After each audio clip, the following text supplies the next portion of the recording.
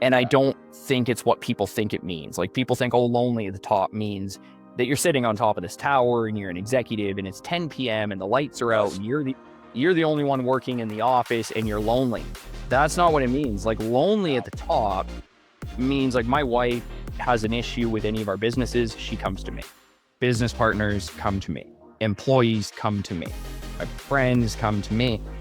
And it's not an egotistical thing. It's just, who do I go to? Like, who do I go to within my businesses if I'm having issues? Who do I go to with any of the companies?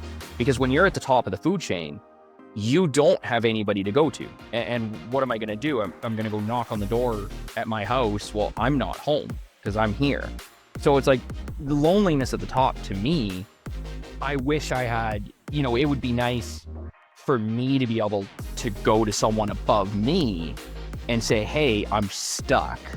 What do I do? I'm probably as vulnerable as it gets. And I stopped hiding behind a mask that wasn't me. And if everybody could, and I'm not saying they can, it's a very hard thing to do, but if everybody could live their life like that, watch the world change. I mean, it cuts your circle down, and you have to be willing to either maybe not have the relationship with family or friends or coworkers or stuff that you were hoping you could. You have to take the relationships for what they are and as they come. And I'm a very vulnerable person. I wear my heart on my sleeve. And as soon as I started being an authentic version of me, my whole entire mental state in life got better. I'm frustrated a fraction of the time. I'm much more calmer. My patience increased. I'm kinder. I have more empathy. I have more sympathy. As soon as I started focusing on me, that's ultimately probably why I'm so good with failure. Yeah, there is no work-life balance. Just like there's no passive income. If anybody thinks there's passive income, there's not passive income. There is no passive income. If there's people all over TikTok being like, I made 10 grand a month selling on Amazon. Break down the bullshit for a second. If they made 10 grand a month selling on Amazon, why are they spending 4 hours a day making TikTok videos to drive more sales to sell on Amazon? If they're making 10 grand a month to sell on Amazon, you're not going to see them on TikTok. Yeah. Because they don't need the money. They don't need the views. Like, there is no passive income. The whole thing makes no sense. I own VRBOs. VRBOs are a pain in the ass. Rental market. We have a commercial building that we own. It's a pain in the ass. There is no passive income. Real estate might be the closest thing you come to it. And even then, it's not there. So if there's no passive income, there is no work-life balance. Find your happiness in the moments and run it the way you can. And that's what I do.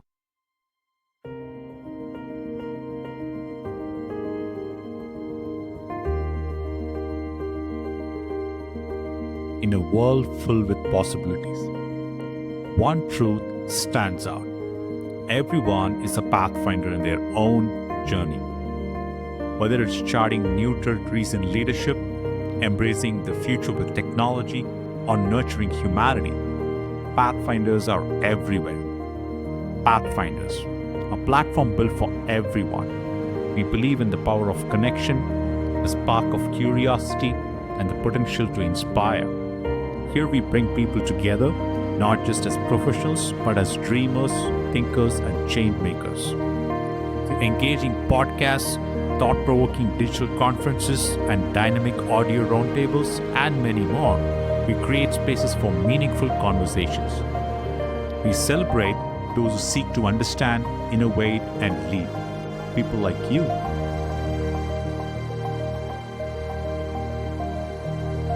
Pathfinders inspires. Pathfinders embraces technology. And above all, Pathfinders spreads a vision where leadership, innovation, and humanity converge to shape a better and brighter future. We are here to connect, to build bridges that transcend barriers, to share stories that matter, and to foster a community driven by passion and purpose. Be a part of this journey. Be a Pathfinder. Welcome to Pathfinders.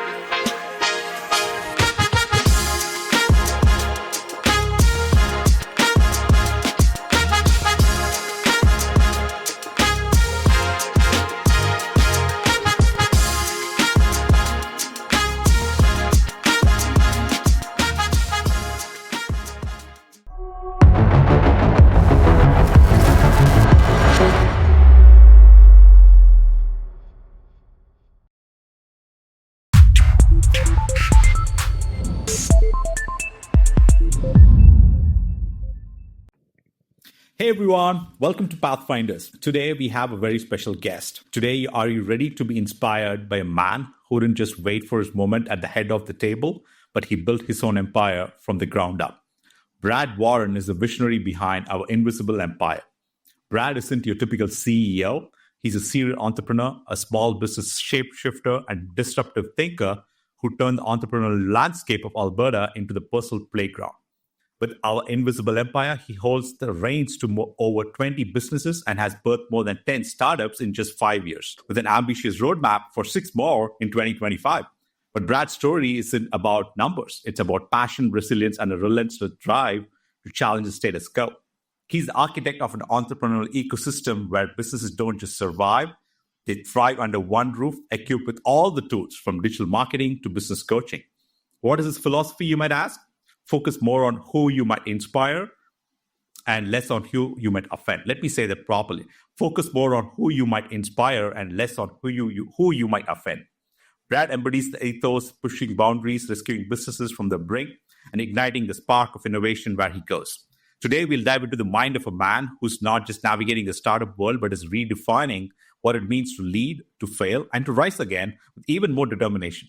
Join us as we explore the journey of a true entrepreneurial revolutionary, Brad Warren, the mastermind behind our invisible empire. Welcome to the show, Brad. Please, can you tell us a little bit more about yourself in your own words, please? I appreciate you having me, man. You hit the head of it. I mean, it sounds great. It all has a nice ring to it, but we're just people trying to get through it. So no, I was part of a company. I was blessed to be part of a company that we scaled. I got involved in it at a young age, and that scaled up. And the original founder, I kind of glued myself to him, learned from him, and we took it to 3 provinces and 100 employees and whatever else. And then when that was done and that was all said and done, we had the idea for our invisible empire, and we kind of jumped in and made a ton of errors and kept fixing them and banging our head against the wall. And 4 or 5 years later, we're in a good spot. But the journey to get there is really tough. Yeah. I mean, in my own words, I'm too big of an ego to fail. So I just keep banging my head against the wall till I make it work. No, I'd love to know all about it. I mean, thanks to Kelly for introducing us, and I think we had a great introduction. We spoke about it, and I love the initial conversation. I think we started to speak for 15, 20 minutes, and we ended up speaking almost close to an hour. Yeah. If I'm right. Yeah. So I enjoyed our first interaction, and I can't wait to deep dive with you. And where did it all start, Brad? Like, how was like even before you founding your first company, and what was that moment like? Okay, here's what I'm doing with my life, right? I mean, there was that pivotal moment you come to that decision, right? So what was that early journey like, and what made the transition to start your first journey? Yeah, it was like I said, getting involved in a company that scaled so fast, obviously developed my passion for business and developed my passion for scaling, and problem solving. And, I love problem solving. If there's no problems to solve, you're not looking hard enough. There's always some to solve. And so, I mean, when we started our first business, like I had it sounds so simple, but like I had the idea for Invisible Empire pretty much right out the gate. Like I knew I was going to start my own company. I knew I wasn't going to go back to work, even though I owned a part of that company and I was the general manager and, I reported to a board at that point in time. You're still an employee. You're not using your own money. No matter what it is, you can interview CEOs of TELUS. You can interview CEOs of WestJet. They're not using their own money. If they make mistakes, it's not their money. So I even told Kelly, if I ever start my own podcast, I will only have people on that have suffered through it with their own money. I could care less about interviewing the CEO of WestJet because if he makes a mistake, it's not his bank account. But when we started our first company, like we started White Raven Accounting, Boulevard Autoglass, and Invisible Empire pretty much all at the same time. And it was right at the very beginning of the pandemic. So we bought a $1 million commercial building on February 22nd, and then they announced the pandemic a week later. And then we went to go start construction on it, and then they announced the lockdowns. And then we had 3 startup companies launching in May when we were all Lysoling our groceries when we got them home from Sobeys when it was a big panic. So, it seemed to work out and we got through it. But man, yeah, it was tough. It was super tough. Yeah. So what was the first the entrepreneurial journey that got hooked you into this whole thing? No, I'm going to be an entrepreneur. I'm going to be a business owner. I'm going to be keep creating. I'm going to be disrupting multiple industries, multiple markets. So what was that like first journey like? Like from way back in life or as an adult? Depending on it depends how honest you want me to be and how far back you want me to go. So the conversations that we have in Pathfinders are all like unedited, unscripted conversation, Brad. So like, yeah, you can be all you want. That there's no PG or non-PG version. Like whatever you want, you can go full steam at it, no problem. But like what I'm at it is actually. So what was that pivotal moment for Brad where, okay, here's where you were heading in life, but something changed and you told yourself, no, I'm going to change my life for the better and I'm going to impact people. And I'm sure there's a ton of stories behind it. Yeah. Because I want to hear the motivation behind it. I want to hear the inspiration behind it. What was that moment like? Yeah, you know what? When I hooked up with the company, that was as much of entrepreneurship as you could get with actually working a job. My salary was very, very small weighted to compare to the earnings that I made. So I got hooked on the commission, the bonuses, the profit margin. I was very blessed to have a mentor that carried me through that. Right. Taught me, like, with working for a business and being in a payroll position, I was about as much of an entrepreneur as I could get without using my own money. And then he ended up selling that company to a venture capitalist firm in 2016. And I remember, and we were both working out 2-year contracts. Like I was working out my CEO contract. He was working out his consultant contract. And at that point in time, I mean, if we're being very candid, there was, they pay you a lot of money to do those type of jobs because there's so much that goes into it. In a very less dramatic Wolf of Wall Street kind of way. I was addicted to so many substances to perform at that level for that job. I was taking shit to sleep. I was taking pills to wake up. I was taking pills to function. I was addicted to pain pills. It got really bad. And this was in, I think, my late 20s, just encroaching 30. And then my wife got pregnant. Our first daughter was on the way. And I remember looking at all these different pills and sleeping and my habits and my patterns, and things were just off the rails for me. I mean, mind you, we were making a ton of money, but we were probably the most miserable we've ever been. And I remember thinking to myself, like, my daughter's coming. I'm absolutely miserable. My life is in shambles, even though on the surface, it seems like you have it all put together. You're the CEO of this company and you're, spending time with all these big people. And that was kind of the moment where I decided to exit from that business.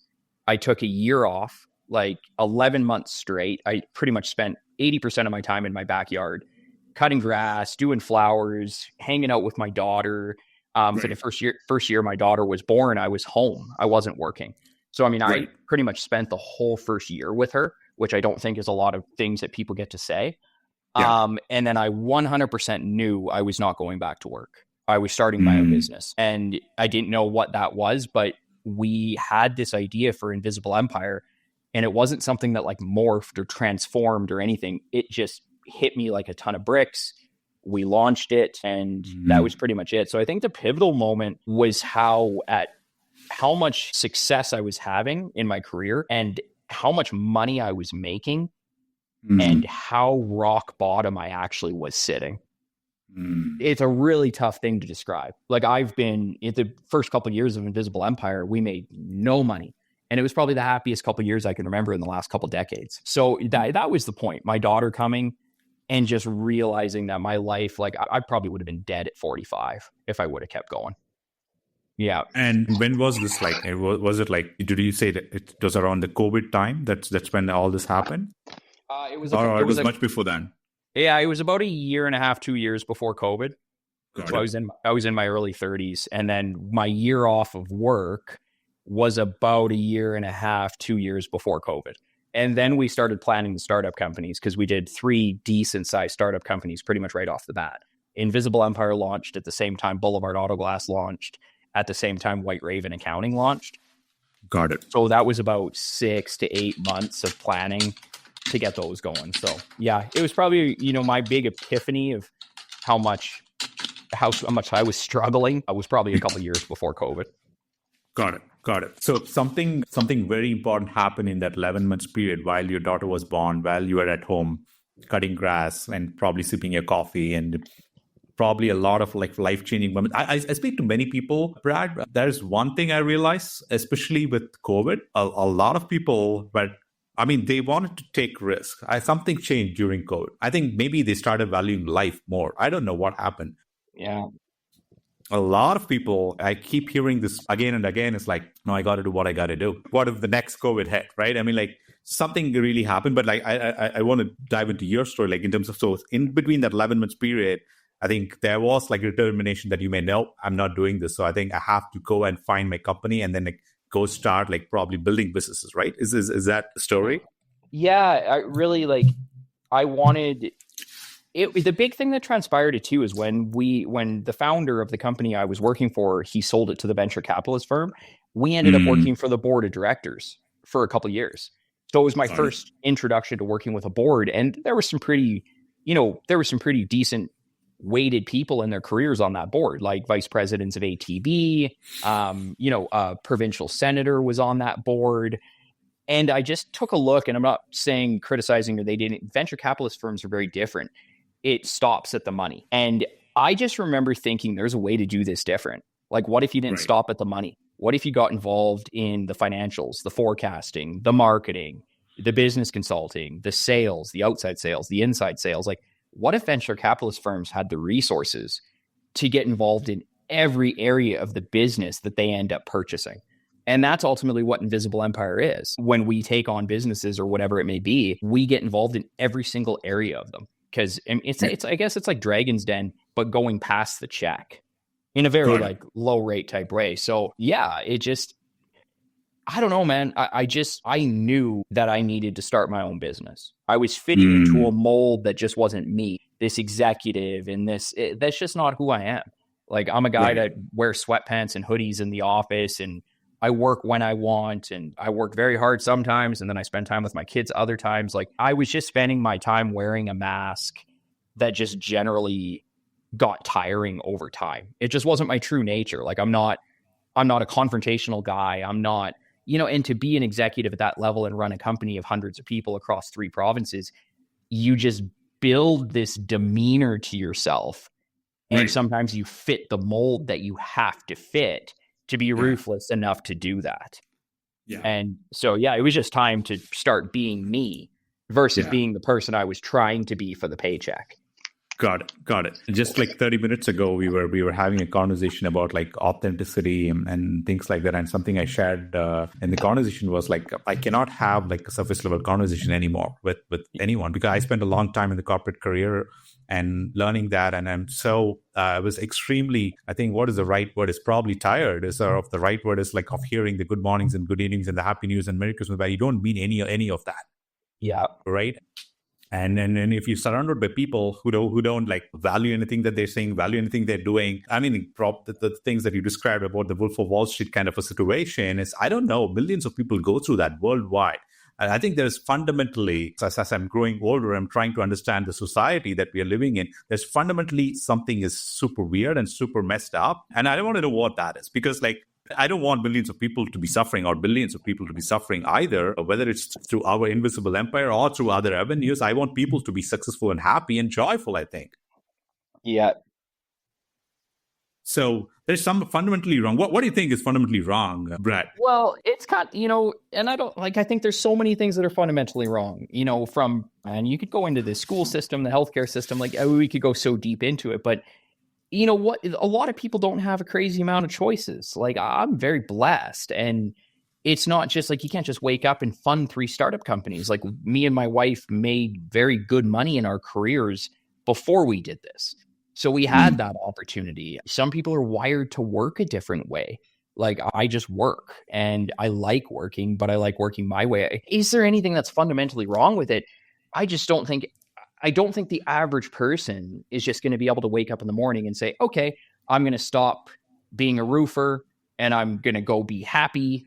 And it's just sometimes there's a catch-22 to it. It doesn't just work that way. You have to be able to pay your bills. You have to be able, and if you don't have any background in business, you can't get out of physical labor. If you don't, you know what I mean? Like, I consider myself very blessed that I went on a path that prepped me for this.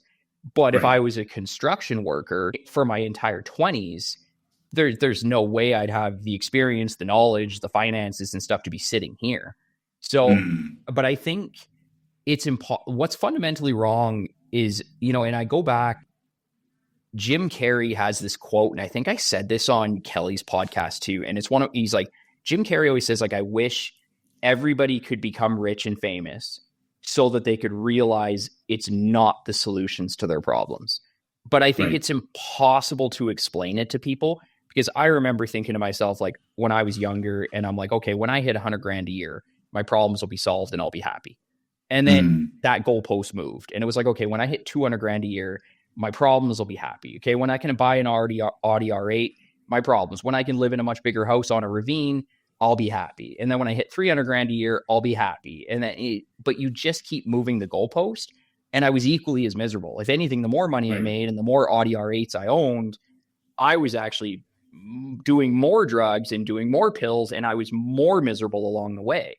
And then we started Invisible Empire, and I think my T4 was like $7,300 in the first year.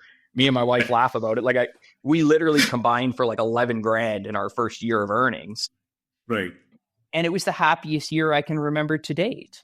So I think what's fundamentally wrong is everyone gets caught up in trying to jump from 22 an hour to 26 an hour, or to try and jump from 60 grand a year to 80 grand a year. The only thing that changes is you order skip the dishes a little bit more. You stop caring about buying certain Pokemon cards that are more expensive than others. You sit in a nicer seat on an airplane. You stay in a hotel that's 200 square feet bigger. That's all that's changed in my life. Like from going to making 60 grand a year to doing very well like we do now. I stay in bigger hotel rooms.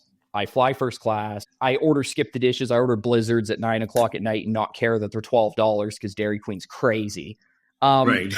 It doesn't change your outlook on life. Your life stays exactly the same. I still take my kids tobogganing. I'm still out in my garden with tomatoes. I'm still swimming in rivers in Kimberley, BC. Those are my favorite things to be doing. So being an entrepreneur for me is being able to take off on a Tuesday afternoon strictly because I feel like it, answering to nobody and just doing what I want. The making millions and buying an island and having all these fancy cars and this fancy house, I spend time in 300 square feet of my house. I could go live in a 600 square foot condo and I could care less. It's changing your perspective on things, but it's impossible to explain that to anybody because you'd have to be making that type of money or go through those things to really grasp it. Whether you're making $20 an hour or $40 an hour, generally your life's the same. It's just a little less stressful and you're just eating more expensive dinners. That's all it really is. Yeah. No, totally agree with you. 100%, totally agree with you. I was chasing the bigger salaries. I was chasing the bigger titles. I got to climbing the ladder, if you will. I mean, like I tried climbing the ladder, and then when I actually climbed the ladder and started looking to the title, no, that didn't make me happy at all. I think no. I actually, it's when I found the business and I actually made much less, and I owned my calendar 100%. That made me a lot more happier than actually making that 300K a year or 500K a year, right? I mean, like. I don't know, man. Like what it is in. Like it's not the money. I think it's not even freedom. Actually, I think mentally you're kind of like strapped in a way.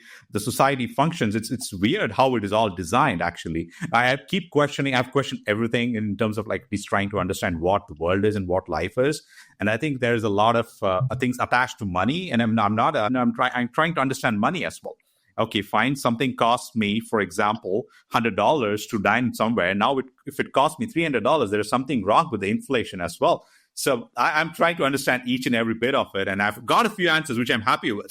Well, if you figure it out, let me know. Because I mean, I'm still moving the goalpost even in this life. It's like, oh, you get 10 companies, and then you get 15 companies, and then 20 companies, But man, it's like, I couldn't agree more with what you're saying. It's just the one thing that sticks with me too is entrepreneurship is so difficult, but it's so rewarding in the ways that it's rewarding for me. Like I'm a crazy person. Like I might work 15 hours on Monday. I might work 200 hours one week, but then I might sit home and eat pizza Monday, Tuesday, Wednesday, the week after. Like I go in big swings, but it works for me. And I can't do that in an 8 to 5.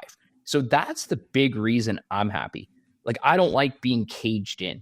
I like just being able to fly and work when I want, do what I want, work as hard as I want this time, work not as hard as I want. That's really, it's not even so much the freedom, it's the control of my motivation. Like my motivation comes in big swings and I get to control it. And I'm very, because I have the resources. I mean, social media team, marketing team, construction team, accounting company, bookkeepers, executive assistants. Like, obviously, I'm very lucky that if I disappear from the office for 2 weeks, nothing changes. If anything, arguably everybody's more productive because I'm not here sucking up all the air in the room. More gets done when I'm not around. But the biggest thing for me that I can never understand is, like, say if you're a construction worker and say you're a cabinet builder and you love building cabinets, that's the most important part. If you hate building cabinets, do something different. Point blank. Dana White says it the best, and that anybody can do. Go from $40 an hour to $28 an hour and go do something you love. Go do fireworks at a Flames game if you love it, whatever it may be. But if you want to start your own business and you're a cabinet maker and you go start your own cabinet making business, what's the worst that's going to happen? You can always go back to being a cabinet maker. Like, most of all that stuff is in such high demand. If you're working at Subway and you want to go start your own sandwich shop, well, if your sandwich shop doesn't work, you can always go back to working at Subway. Like, you're never going to be farther back than where you were because you can always go back to the job you're at because it's hard to find people everywhere. So, there's almost no risk to it. I think it's a breed of people too, right? Not everybody wants to do what we're doing, or not.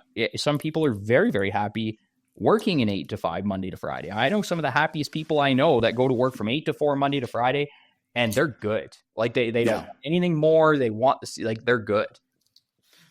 I've worked with a few colleagues of mine in the past. Couldn't name anyone, but some I've known. I remember them still today. I mean, like, they would all day complain about the life they're living in the corporate job that they're having. Complain all day about the boss or the coworker, whatever it is, but wouldn't take a single step to try something new. I never understood that. I never understood that mentality. I mean, there's a quote from Einstein. I think you keep doing the same thing, but you're expecting different results. It doesn't work like that, right? You got to do different things to be able to get different results, isn't it? Well, I couldn't agree more. And it's such an interesting topic because if you're the person that's working a job, and, there's people like this, and then there's people that's not. If you're a person working a job, and you're constantly thinking to yourself or complaining or criticizing your boss or criticizing the owners, or saying, I could do this different, or I could do this better, or why are they doing it this way? Go start your own business, because chances are you're bred for it. If you're at a job and you're very content and you're super happy with the boss rolling in and you're not looking to change anything, and you're just like, okay, I mean, I can't control him, I can't control the owner. You must have a very peaceful life. I envy you because you're very content with your life, and that is something I would love to possess. So it's opposite of a criticism. If anything, it's a massive compliment to just be content. Then keep working the job. Like, it's that simple. I was the guy that was constantly, always bitching about what the company was doing. I can do this better. Why aren't they doing this? Why aren't they doing this? I would do this. Why wouldn't you do it like this? And I'm sitting here at 22 years old and I'm at the bar 4 nights a week, and I have no business saying any of this. But then 10 years later, I ended up starting my own business anyways. And that's why I was very lucky to hook up with the owner of the company that I work for, is that those things that I got to bitch and complain about got heard as constructive growth, and we worked together. But if you're complaining about your job all the time, and every time you go to a new job, there's something about it you don't like, or you change this or change that, go start your own business, because then you can do what you want. If you're going to work 8 to 4 and you're super content with where you're at, keep working a job, and be blessed that your life is so calm. Yeah. I think one fundamental thing that I struggle personally in terms of is there was always an expectation to succeed nonstop. Like, you cannot fail, right? I mean, I think that's laid out by the society. And then I think from the parents that I was growing up, I think when I was pretty young, probably in a 6th or 7th grade, I failed at a test, right? And the criticism I received for failing at that stupid test, it doesn't mean anything, actually. Today I brag about it that I failed at a test, right? I mean, but the criticism I received for that was like, it looks like I did something like a grave mistake that I could have never have done. But I think And the reason I'm speaking about failure, I think failure is probably one of the best teachers that ever existed. All right. The lessons, I mean, there are so many books and like you can learn from different people, inspiring, motivational and whatnot. But the teachings from a failure are like, oh my goodness. I mean, you will never forget it. I mean, you try something and you fail at it. If you're not constantly at least like failing in small little things, it means that you're not trying anything new. That's what I think it is. Oh, you're bang on. I can you won't interview somebody ever that has failed at a more plethora of things than me. There's no way. You'll never interview anybody that's failed in so many different areas, from forecasting to marketing to print material to graphic design to bookkeeping to consulting. I mean, man, I love failing. Because, I mean, people that love failing are always learning from it. I try not make the same mistake twice. That doesn't work. I do make it twice, but failure's the best. Get comfortable with it. It is the best because that's the way you wholeheartedly learn from something. And I failed in so many different areas, from Google AdWords to Meta AdWords to website design to bookkeeping to GL codes to accounting. I could go on for hours in the areas like filming. It's just, there's so many areas me and my team have failed. One of our employees actually brought it up to me the other day, and she was just telling me that she really likes working for Invisible Empire because failure is not encouraged, but it's absolutely accepted. If you're not failing, you're not trying. And I think the employees and the culture we build react to that as well. There's not one employee in this building that you could interview that is scared of failing. Not one. I almost guarantee it. So, and because I'm so self-aware and I have zero problems acknowledging it, like I'm a very, very confident, secure person in my ability and what I do. And I make way more mistakes in a day than the average person will in a week because I'm taking a lot more risk, but I'm completely good with them. It does not bother me in the slightest. And I think that's why I get to keep learning, and learning is my passion. So eventually you master pay-per-click, but you have to fail so much at Google AdWords and pay-per-click to get there. Right. It's trial and error. And so I couldn't agree more with what you're saying. I think failing is arguably one of my favorite hobbies out there. Yeah, let's go full steam on it. No, I love failing in the same in the same way you talk about it. And I think this podcasting has been new. I've never tried podcasting before. And like I told to Kelly, I have never done it before. I mean, I told him multiple times that he's one of the inspiration when I got on his show. But I think I was camera shy. I cannot be in front of a camera. No. Yeah. And every time I was able to get to a different spot is only when I tried the things that were uncomfortable, actually. I think there's a lot of, comfort zone is so scary for me in a way. I lived in 14 cities so far, Brad. Wow. At least I would have spent at least 3 to 6 months living there. This is my 14th city where I'm living in, south of Edmonton. I don't know if this will be the last city. I will never know. But I think the lessons I've learned living in so many cities is that every time I got uncomfortable, there was growth there. That's what I saw always. Yeah.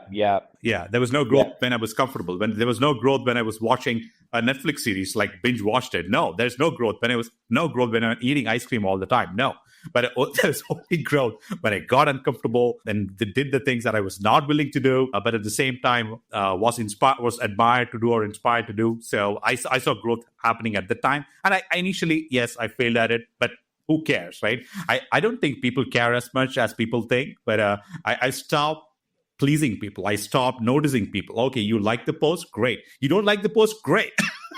Yeah, who cares? No. I agree. So that's been a great learning lesson for me, and I think to pay attention to the crowd, and because like 90% of the people or 95% of the people pretty much like they do something they either don't like or they try to impress people that they don't like. Why are you even doing that, right? Then I want to switch the thinking in terms of like to get into the mindset of like, I think people talk about the mindset a lot. I think I'm probably into it, at least from the last 5-6 years. I'm trying to learn the mindset of it all, and anything that happens, something didn't work out. Okay, great. Let's go ahead and try again. I think to get to that mindset, to embrace failure like I would today and not give a damn about any of the things that the society complains about. I think that took a lot of courage and learning for myself personally. Yeah, same here. Like, I still get caught up in it too. I think everybody does. Like, I think if you sit there and be like, oh, and I think everybody gets caught up in it. Like, I still get caught up in people pleasing and different things, but it's much different today. Yeah, I couldn't agree more.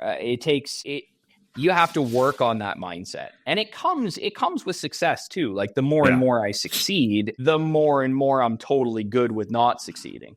And when I say, hey, I love failure, well, I mean, let's be realistic here. Like, let's not give your listeners a false sense. Like, if my businesses go down, I haven't had a business go down yet. I haven't had a startup not make money in the first year or two. If I had 3 startups on the go and they're 10 years in and they're not making money, okay, I don't like that failure. Like, I more like making mistakes on my day-to-day. But if all my companies come crashing down and I lose my house, 100%. bankrupt, well, I'm not sitting there being like, yay, I failed. No. You got to read between the lines with it, Yes. But I stopped giving a shit what people think years ago. To be completely honest, getting clean was huge for me. And that really helped. Like, all my substance abuse, like, I've been completely clean for going on 8 years now. Yeah, this summer will be year 8. Yeah. And that was a huge step in the direction, because a lot of that stuff I was doing was to keep up with the Benjamins, was to please bosses or to please executives or to please the board. And I just felt like I had to perform at this level that I just got caught up in the rhythm of it. And so getting clean was also a big thing for me. And I stopped giving a shit what people think years and years and years ago. I just don't care. People come in and meet with us, and, some guy comes in with a company and he doesn't, if I'm sitting here in pajama pants and flip flops, it's like, whatever. I mean, if you want to work with us because I'm in a suit and a tie, you're not my type of people to work with anyways. Yeah. I'm extremely good at what I do. What I'm wearing has absolutely nothing to do with it. Right. People talk about mindset a lot. Gary Vaynerchuk talks about it. But every time I encounter people and when I'm having a conversation and try to explain it, either in a post or to a person, you still explain it and they don't get it. You still explain it and they don't get it. I tried different times. I mean, I'm sure you have tried too. And you still explain it and they keep doing the exact same thing after even multiple explanations, right? So what is that effing mindset? And then if you want to put it in your own words, I mean, let's make another genuine attempt. And if someone gets it, I'll be glad, and then I'm all like cheering, rooting for them, right? What is that mindset, and how would you define it? Self-awareness. I mean, it's also, to be honest, my wife is like that. We talk about it all the time. We just talked about it on the car ride to work this morning. Me and her are very different. Like, I'm always looking from taking a 9 out of 10 to a 10 out of 10. So, I mean, I'm always looking to improve something. It's a gift and a curse. It definitely affects my personal life for sure. Right. I mean, I don't want to be 80 years old and not content with where I'm at. Like, eventually you have to be satisfied, right? And I envy her in that way, because she's just kind of good. Like, she's the most balanced freaking person you'll ever meet. And I'm just like, oh, it would be so nice to live like that. But she's a person, ironically enough, and she's very self-aware of it. If something isn't working, she will keep doing it. She'll just keep banging her head against that same wall without making any changes, whether it be schedules or staffing but she's a workhorse in a way that I'm not. I can't keep up with her work ethic. Like, she can lean on her work ethic to bail her out of almost any jam she gets into. I've met very few people who can work as hard as my wife does, as consistently as she does. I'm just not like that. I don't possess that skill set. I rise and crash. But, it'd be hard to define it, because if something isn't working, you need to change it. If your marriage isn't working, if your kids aren't working, if their school, like, you need to change it. But I think I'm kind of with you. It's extremely difficult to convince people that don't think that way to think that way. Just like it'd be extremely difficult for you to convince me, hey, Brad, you're doing very well. Everything's good. Take a breath. Don't worry about it. And I'm going to look at you and be like, no, come on, Yeah. Like, So I think it is with wiring with certain people, and some Right. people are complacent and some people aren't. Right. Complacency is a good thing and a bad thing. It depends on what you're doing, I guess. How do you see freedom? I mean, there's a lot of freedom in terms of like pursuing what people pursue when you're on an entrepreneurial journey. You have to make the decisions. And there's also, it's an uncharted territory also, right? I mean, you meet like-minded people, you have a group of friends, you have like mentors and so many other things. But majority of the time, there's a lot of like loneliness, and you have to keep making those decisions, hard decisions, nonstop. Yes, you have your partners, wife, and family, of course, but it is sometimes a damn lonely journey sometimes. And there's also freedom, an aspect that people love and embrace. Like, how do you see these two things actually? One, the loneliness, and then the concept of quote unquote freedom. Yeah, I mean, the freedom is what drives me. I'm super spontaneous, so I need the freedom. I need to be able to take off to Canmore with my daughter for 2 days on a Wednesday because I feel like it. That is what makes me the happiest in my life. Right. Loneliness, I couldn't agree more. Like, if we're speaking very transparently, and like, it doesn't affect me whether it be speaking vulnerably or this or that. Like, I just generally stopped caring a long time ago. But when it's a really lonely journey when you start realizing kind of who you are, and then you start cutting off pieces of your circle and different things. Man, I could go into that quite a bit because like and number one, you hear the phrase lonely at the top, and I don't think it's what people think it means. Like, people think, oh, lonely at the top means that you're sitting on top of this tower and you're an executive and it's 10 p.m. and the lights are out. And you're the only one working in the office and you're lonely. That's not what it means. Like, lonely at the top means like my wife has an issue with any of our businesses. She comes to me. Business partners come to me. Employees come to me. My friends come to me. And it's not an egotistical thing. It's just, who do I go to? Like, who do I go to within my businesses if I'm having issues? Who do I go to with any of the companies?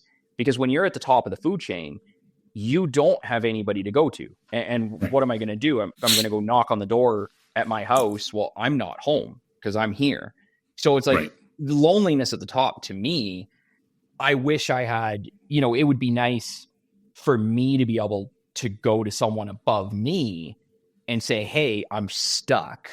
What do I do? Because when people come to me, I mean, I put on a great face. Like, good thing you guys didn't steal it. My whole Mickey Mouse never has a bad day. I caught that, by the way. Yeah, I took it.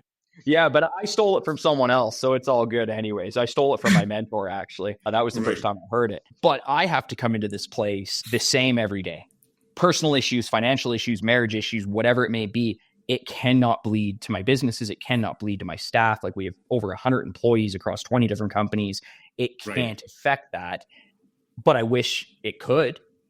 You know what I mean? Like, you wish you could have someone to vent to, or you wish you could this and that. And my wife's going to get sick of hearing it all the time. She's the only person. And lonely at the top means a completely different thing, but I'm happier that way. I'm happier having a smaller circle. I'm happier being around the people that are like-minded, that fuel me, versus the ones that bring you down. Like, if you're having a conversation with someone for 20 minutes and you get off the phone and you're like, I didn't really feel all that great about that conversation, I generally don't pursue an in-depth relationship with that person. Like, you learn as you get older, and I just made a ton of switches in my life where I'm just like, okay, I need to surround myself with the people that inspire me versus the people that make me feel bad about myself when I'm done a 20-minute conversation. And I'll take the loneliness. I'll take the loneliness every day of the week, because with loneliness comes peace. Yeah. And my whole goal is to protect my peace at all points in time. Right. Yep. When I heard you talking about the Wednesday trips to Canmore, believe me, I've said this so many times. I want to wake up on a Wednesday morning and then go have lunch at Boston Pizza and like not give a shit about. And I said, like, if we want to take a trip to Banff, I said Banff instead of Canmore, but like, I've said the same thing to my wife multiple times. On a Monday morning, I wanted to go for a trip to Banff, like, and then not think about it, right? So in with you with what you said. And then especially when it comes to work-life balance, and when a lot of corporates seems to give a shit, but they don't, in terms of like, there is no work-life balance actually. When you're actually an entrepreneur, it is not a 9 to 5 or an 8 to 5. It's more of like pretty much a 24/7 journey you are in. You're on a Sunday morning thinking about what you're doing next, or how your making your campaign even better, right? How you're talking to people, how you're preparing for the Monday meeting already in the Sunday afternoon, right? So it's a 24 process. And when people actually pursue this 24/7 versus 9 to 5, you cannot lose. Because like you're not working for 9 to 5, you're not spending 8 hours, you're pretty much spending 24 hours. And except the time you're thinking, I've woken up middle of the night, 2 a.m. in the morning, and started thinking, what am I going to do next? Okay, how I'm going to do the next podcast, how I'm going to launch the next product that we launched this week. It's there. It's a nonstop journey, but it's so rewarding. That's the only word, I think. Oh, I couldn't agree more. I mean, yeah, there is no work-life balance. Just like there's no passive income. If anybody thinks there's passive income, there's not passive income. There is no passive income. If there's people all over TikTok being like, I made 10 grand a month selling on Amazon. Break down the bullshit for a second. If they made 10 grand a month selling on Amazon, why are they spending 4 hours a day making TikTok videos to drive more sales to sell on Amazon? If they're making 10 grand a month to sell on Amazon, you're not going to see them on TikTok. Yeah. Because they don't need the money. They don't need the views. Like, there is no passive income. The whole thing makes no sense. Yeah. I own VRBOs. VRBOs are a pain in the ass. Rental market. We have a commercial building that we own. It's a pain in the ass. There is no passive income. Real estate might be the closest thing you come to it. And even then, it's not there. So if there's no passive income, there is no work-life balance. Find your happiness in the moments and run it the way you can. And that's what I do. And that's not like a figure of speech. Me and my daughter, Canmore is our thing. We just, for some reason, Canmore is our thing. And we will decide Monday at 7 p.m. that we are going to Canmore the next morning. And I'll text my assistant. She'll book our hotel. I'll say, hey, I'm not in the office for 2 days. And me and Huxley are going to Canmore. But make no mistake, when my daughter falls asleep in the car, I'm on the phone working. 100%. Making like they're you know what I mean? Like we're swimming in the swimming pool. When I get back to the hotel room, I am replying to an email. I'm just doing it for 37 seconds on a nature walk in Canmore versus being stuck at a goddamn desk 8 to 4 at WestJet checking people in. It's very different. You get the freedom. Yeah, if you take how many hours a week I work, man, probably 100. But how many hours a week am I in the office physically working? 20 to 30. Right. But at 9 p.m., I'm sketching out a new logo for our poker club we started with Cowboys Casino. I mean, but that's a passion, but that's still working. I'm still getting to a task that I need to do, but it's now a task that I enjoy for a company that I decided to create that wasn't forced upon me. Yeah. I think like talking to more people and again and again, Brad, I think something like what life speaking to me is like, I think people want to keep creating something. They want to go, they're problem solvers. I think people are problem solvers. They want to go solve a problem. I don't think $100 million exit or a $20 million exit, I don't think they're after that. They want to go solve the problem. Of course, these rewards are great. These milestones are great. You got to have those successes in the journey. Obviously, I get it. But I think people are more inclined about, even if whether they're like 40 or 50 or 60, I don't know. They want to keep creating something. I think adding value to the society. I don't know how you put it, but I think they go nonstop. It doesn't stop, right? Yeah. Because about the opposite, I've seen like people clocking out exactly at, okay, my shift is done, 4:59. Okay, done. I'm going, right? I've seen the exact opposite. Yeah. And on this, like, no, we never stop. We had an exit. Okay, fine. I'm going to find my next 2 companies, right? You said like you found more than 20, 25 companies. I can totally get it because like you cannot stop, right? Well, because it's the passion.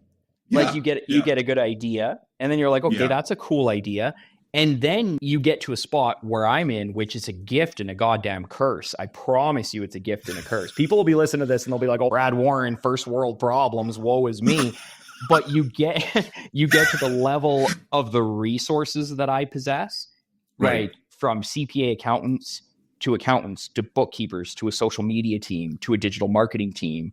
We have a website team. We have a director of construction. We own the construction companies that build our buildings and build our real estate. We can rent our own buildings to our own companies. We can manipulate our financials for banks and the governments because we own our own accounting firm that does our own notice to readers. Like the amount of power we possess within the cog of the system is unheard of. Like even banks, we have a 5-person banking team that comes in and meets with us quarterly. And they're like, God, man, like you're legal, but we just can't believe that you possess this amount of manipulation over the system. And it's like when you get to the level of those resources, I wake up at 2 a.m. and I'm like, I'm going to start a private poker society. Okay. Well, then I send a couple text messages. I send a couple emails. I wake up. I sketch the logos. I jot some notes for the website. I have my assistant reach out to all the casinos. I have my PR girl reach out to all the media. And within 5 days, it started. And it's actually called Triple Barrel Poker Society. And you can find it all over the internet. And it's on fire. It's a gift and a curse because it fuels my creativity. But it's a curse because I never stop. So I'm always buried. Like if you called me tomorrow, and I told Kelly this on the podcast, man, and I'll ramble about it. But if you called me tomorrow and you're like, hey, Brad, can I borrow $1,000 cash? I'd be like, there's no way I could find that. Like it would take me 3 days to find $1,000 cash, but I could go buy you 4 cars because somehow the payments will get absorbed into the massive enterprise that we've built. I go buy cars and it's like, well, then it's just a payment and the accountants deal with it. But try and get me to find liquid cash. I'm the brokest person you'll meet. Everything's tied up in 20 companies. We have to use points to book hotels, for Christ's sake. But don't get me wrong. It's not like if we sold everything tomorrow, we'd retire for 4 lifetimes. But I'm the least liquid person you'll ever meet in the world. If someone wanted to borrow $500, there's no way I could lend it to them. Yeah. But I could buy them a house.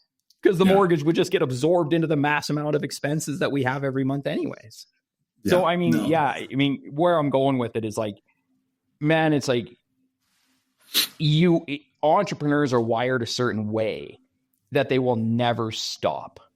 And it's funny because they won't stop even when their original product is not even successful.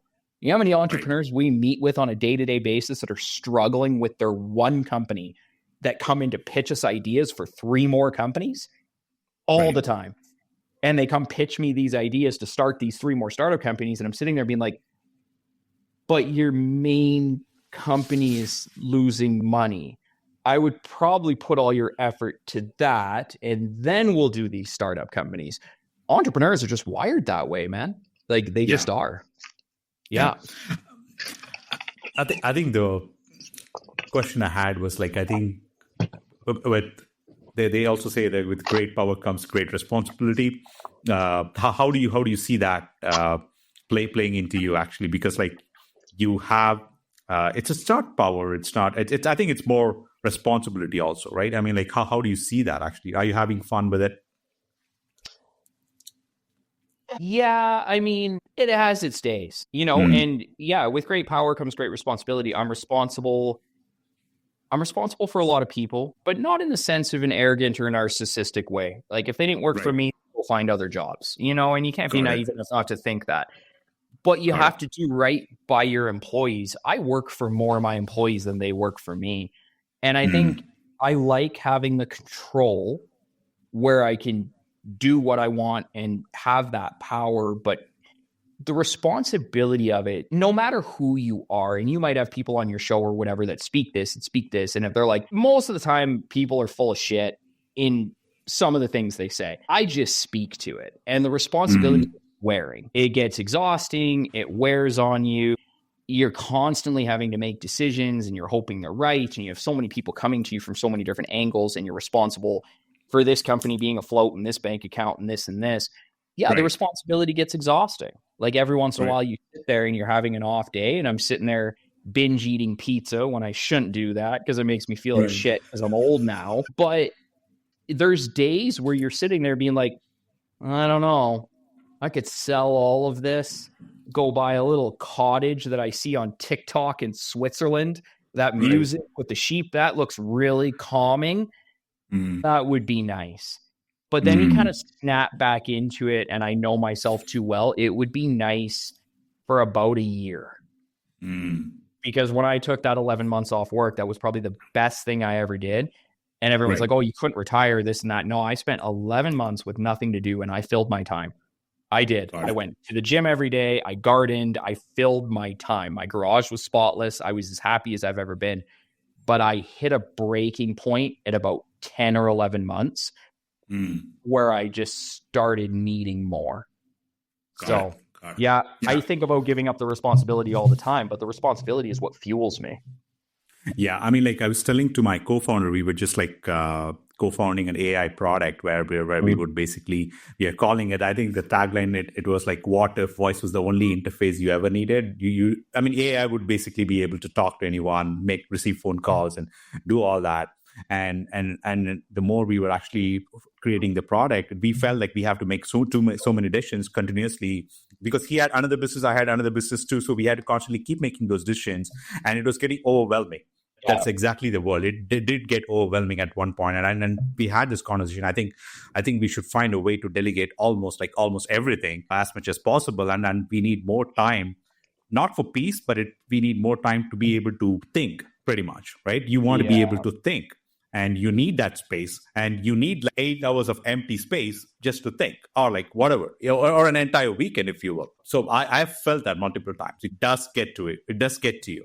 And you're probably having a conversation with your wife or your kid the other day, and you need that space to be able to continuously think and innovate, right? And if you're constantly bogged down by so many tasks or like so many things that you have to do as a business owner, then you don't have the time to actually think and operate, right? Yeah. So it's a fine balance. I think it's like walking on eggshells, man. I so feel it sometimes. Oh no, I should be delegating a lot of more. Every day I think I'm a lot more about it. Well, and I think that's where like the whole variable of it comes in, man. Like I preach so much to it that like I said, I'm very blessed. So like I'm not one to speak to it because I have the resources. I delegate pretty much everything. Like I don't know how to build a website. I don't email 100 players to the poker league. I don't sit and meet with the banks like a CFO does that. Like I delegate almost every area of business. Like if we need to do drawings for a construction company, it goes to our drafter, to our estimator. Like we have everything in house. And that's what I have an issue with some of these YouTube guys and stuff. And we were talking about that a little bit in our intro, like, Gary Vee, and great for Gary Vee. I think he goes a little overboard. I don't mind his message, but I mean, every fifth word doesn't have to be a swear word and whatever else. But I'm not criticizing Gary Vee. Good for him. You know what I mean? He's done what most people can't. But he sits and preaches this message where it's like, oh, you're going to go garage sailing and you're going to flip this eBay shit and you're going to do this. And it's like, dude, okay, I get it. But if you're a roofer and you're going to work at 7 a.m. and hopping up on a roof, and then you're coming home at 7 p.m. and you have 2 kids and a house and a wife, you're not going to Target to start scanning shit to flip it on eBay. Like, you know what I mean? People aren't going to spend their Saturdays when they get one day off a week going garage sailing to make $1,000 a month to flip Pokemon cards that you find at a garage sale. Like the message gets colluded. It works for some people, but every single person is different. So you got to, you know what I mean? You have to find the balance and find this influence. But for me, I'm lucky because I'm not in that spot because I delegate everything. But if I didn't delegate everything, we wouldn't get done what we get done. That. It's just we run at such a high level and we do so many things at once that if I wasn't an expert in delegating, none of it would exist. Yeah. No, I am so with you, and I think we are at just different phases of life, and we are trying to build like few organizations here, and we are trying to get to that point where we could almost 100% delegate. I'm not there able to fully delegate it, but still we are trying to find a balance and still be able to do the show, still be able to do the authentic and still go. Yeah. We are launching 2 more AI products. We launched 1 and we'll be launching 1 more. So excited about all of that. Well, not to interrupt you, but to touch on that, that's why Invisible Empire exists. Because like we'll take a percentage of a company and then that person that's running that company can delegate it because they could delegate it to us. You know what I mean? So if you have 3 companies going and all of a sudden Invisible Empire takes 20 or 30% of your company, every single staff member we have across our organization now become your staff member because we own a percentage of that company. So then you can delegate. And you can delegate to our programmers and to our forecasters and to our social media team. We take everything off the plate of a plumber that wants to start his own plumbing company, but doesn't want to deal with the banks, doesn't want to deal with insurance, doesn't want to do invoicing at 11 p.m., doesn't want to do his payroll, doesn't want to do his social media, doesn't want to work on his website. He gets to delegate all that stuff to us because now that we're an owner of that company, and that's not our only revenue stream, we do services as well, but that's a big part of it, of how we grow, is it gives people that have these dreams to have 3 companies, 4 companies, 5 companies, 6 companies. Well, now if you have Invisible Empire involved in 4 of them, you get to delegate all that stuff that you either don't want to do, are weak at, or don't have the time for. And that's where we found our niche, and that's why it's took off. Very interesting. I'd definitely like to book a follow-up and probably spend some time to like dig into that deeper. Definitely. Thanks for that. We'll get you to 10 companies real quick when you don't have to do everything. Yeah, man. Yeah, absolutely. I just wanted to get your feedback on few things, because like, it's not because these are the topics that is being discussed and like pretty much in the social media and everything. I just wanted to see what do you think about these things. So a few sections before we wrap is like we'll be going through a video section, an AI section, and a rapid fire, and we'll probably close. So that's that's the nature of it. Okay, so let me know if you see it.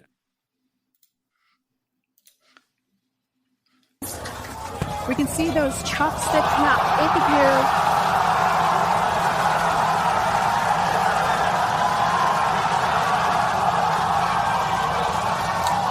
So you see the Teslas, the Cybercaps, Optimus robots, and the SpaceX.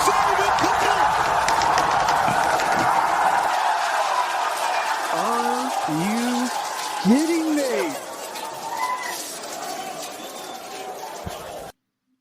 Your quick thoughts on Elon and his like different toys or things that he's playing with.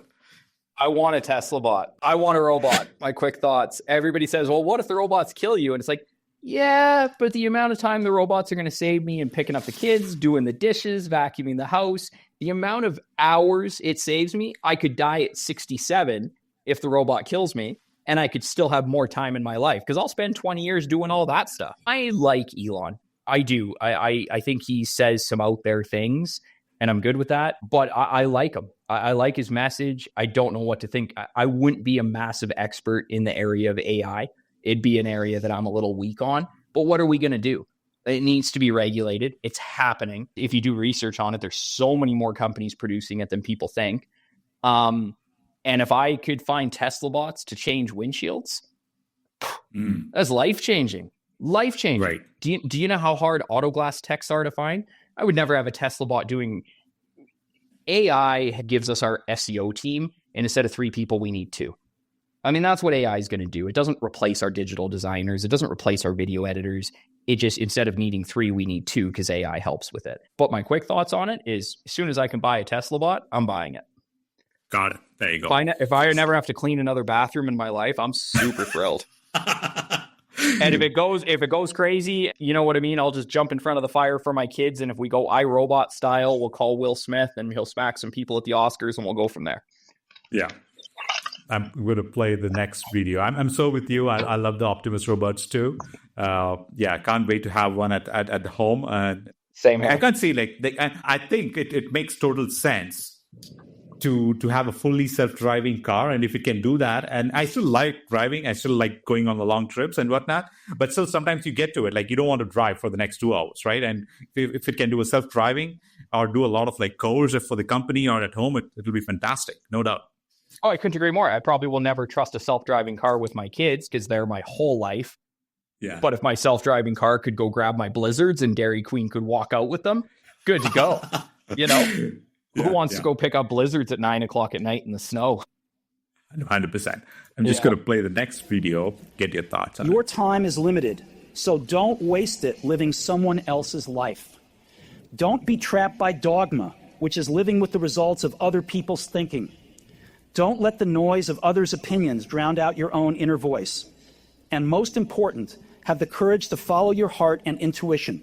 They somehow already know what you truly want to become. That's the Jobs commencement address at Stanford, I guess. So I've never heard that before. That's powerful. I lived my whole life like that.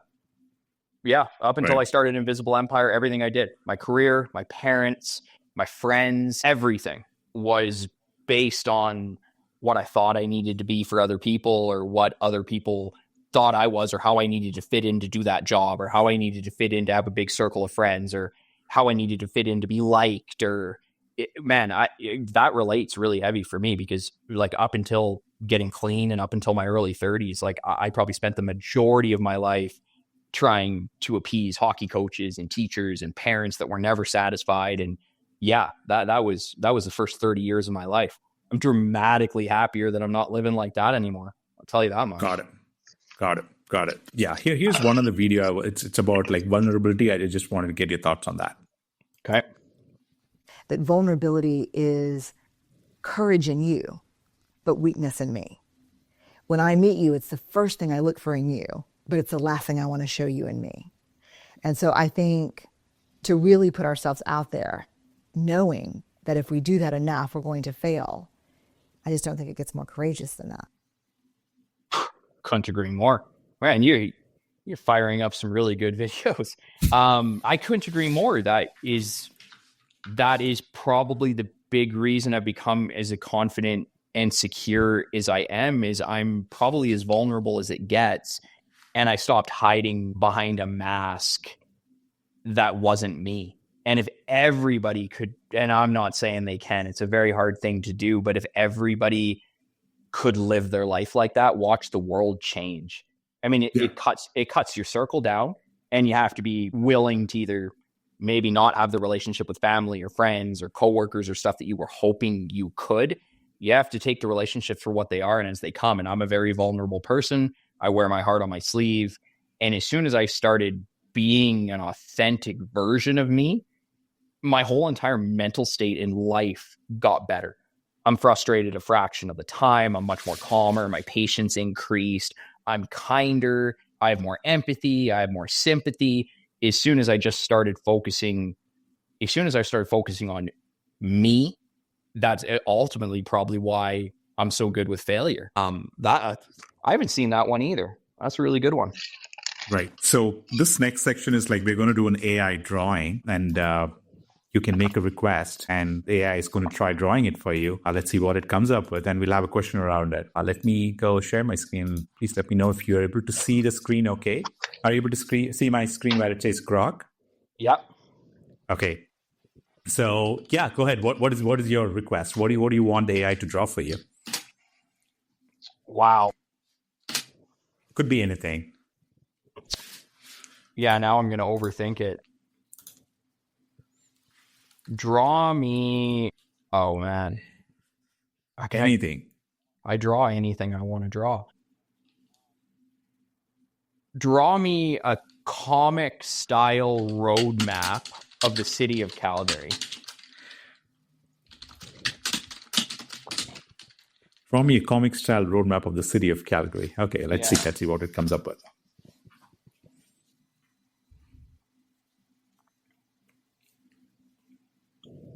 It's thinking. I want to try and stump it. It's thinking deep. Normally, it's pretty quick. There might be a different way to word it, but ultimately, I have my designer working on like a very animated kind of city roadmap from a top view, like almost you know what I mean? Like in a roadmap, but in a fun, comical color kind of way. Oh yeah, 100%. I see. It's normally not okay. Maybe it's the new version of the AI that they launched, like I think a day ago. Probably that's taking more time. Let's see. If not, I have a question. I have a question on Calgary anyway. Sorry, go ahead. Draw me a cartoon version of the city of Calgary roadmap or something along those lines.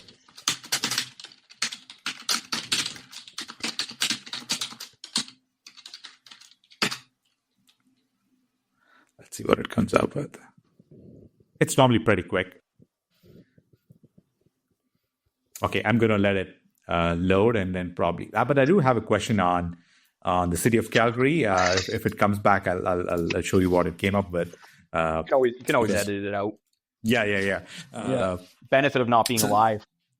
Yeah. But it's always unscripted. We pretty much like 99% goes into it. Like we just want it. Like we want the mistakes and everything. That's what makes it more natural and authentic. Great. I think.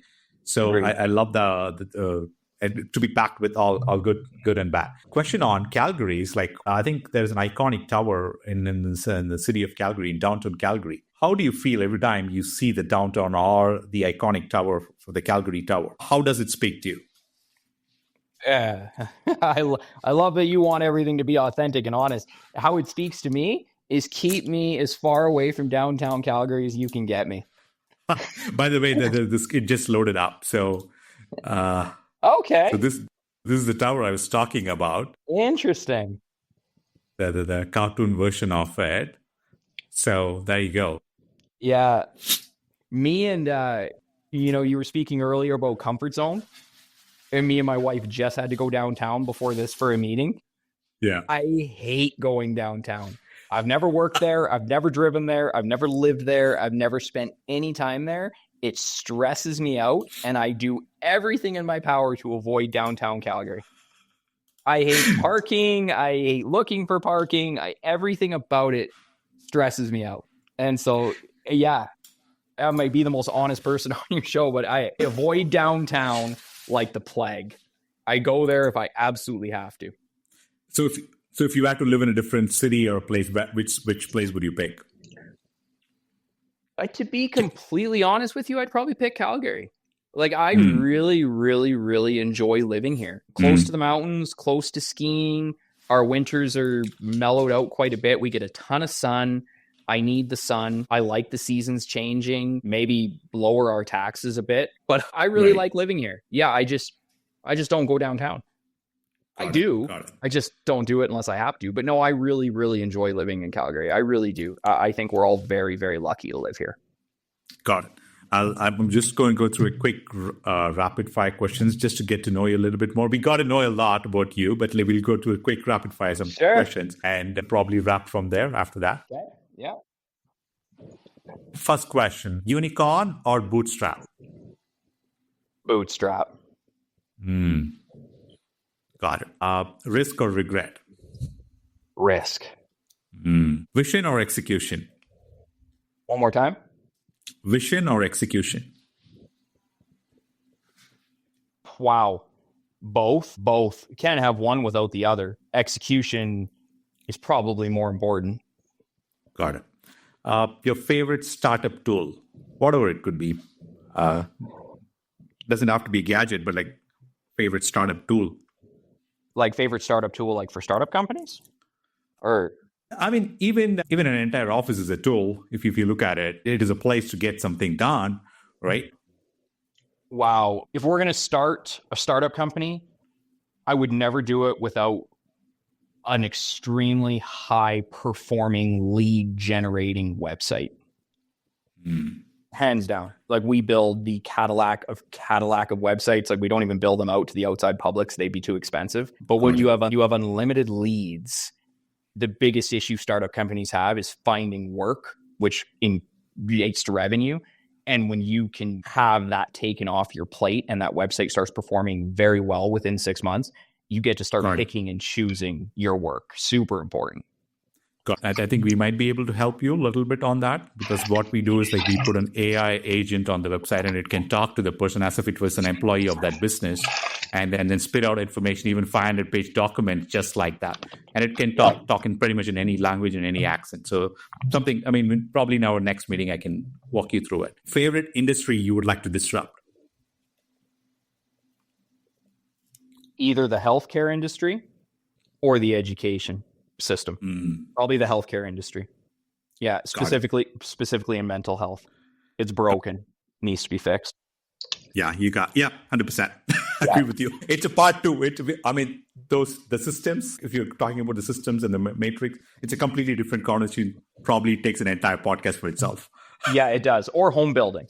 I'd love to disrupt the home building, because it's mafia. Like, it's ran by the top 6-7 people. It's extremely hard to break into. I'd love to disrupt that industry and piss a bunch of people off.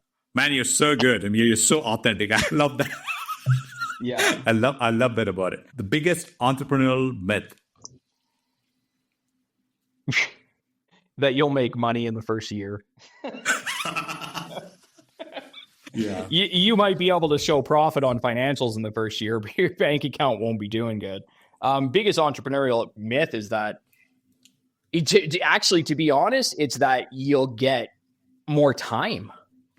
You don't. Right. You have much less time. Like, I want to go start my own company, so I have more time to do what I want. No. Christmases stop existing. New Year's stop existing. Holidays stop existing. The biggest entrepreneurial myth is that you'll gain more time. I'm very lucky because I got to that point that I have gained more time. But 99 out of 100 people, 10, 15 years, and you're working way more than you did at your job. Got it. And making less money. Yeah. Yeah. What's your favorite mantra for tough times? Don't quit. Get through it. Like, how much risk can you stomach? How much stress can you stomach? Just keep pounding through that wall, because tough times are usually on the verge of good times. When you're in your 100%, just keep going. You'll regret it if you quit. Tough times are a moment. Probably the last two questions. What's your superpower, Brad? What's my Super Bowl? What's your superpower? My superpower. Wow. Unlimited mental energy. It's very difficult to drain my mental energy. I don't sleep much. That sucks. But I generally have mental energy pretty endlessly. Got it.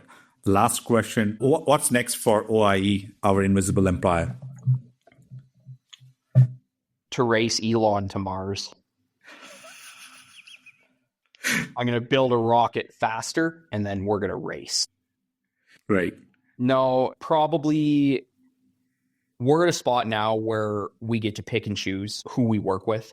So we're going to keep extending employee base, rescue as many small businesses from bankruptcy as we can, help as many future entrepreneurs start up successful businesses, so that the future for Invisible Empire is to make sure that our grandkids don't have the only option to work at TELUS or Amazon.